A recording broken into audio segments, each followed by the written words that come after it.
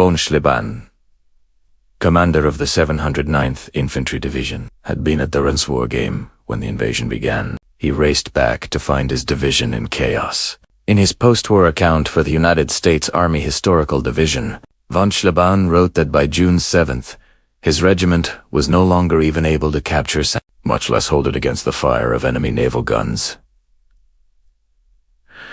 And he personally had to rally retreating troops to prevent what he called the beginning of a panic caused by enemy armor. The German General Staff had a term for this kind of situation. They called it Kriel, the fog of war.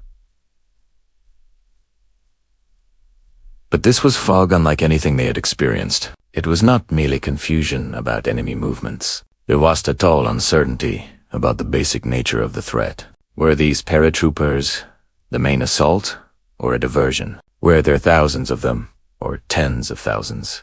Were they targeting Cherbourg or Carentan, or some objective that had not yet become apparent? In the absence of clear information, German commanders hesitated, and hesitation in war is often fatal. The 7th Army headquarters received its first reports of parachute landings at approximately 0130 hours.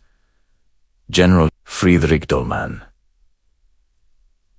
Kalu, the army commander, was in Rennes, attending the war game that had drawn so many senior officers away from their posts. He did not return to his headquarters until after dawn. The timing of this war game was catastrophic for the German defense. Approximately half of all division commanders in the Cotentin Peninsula were away from their posts when the American paratroopers began landing. A quarter of all regimental commanders was similarly absent. The war game had been scheduled to test German responses to an Allied invasion. Instead, it ensured that the actual invasion would face a decapitated command structure. Von Schlieben later wrote that he had left for Rennes late in the afternoon of June 5th, together with the commander of the 739th Grenadier Regiment. When the invasion began, they were miles from their divisions. Unable to issue orders, unable to coordinate responses, unable to do anything except race back through the Norman night, hoping to reach their commons before it was too late.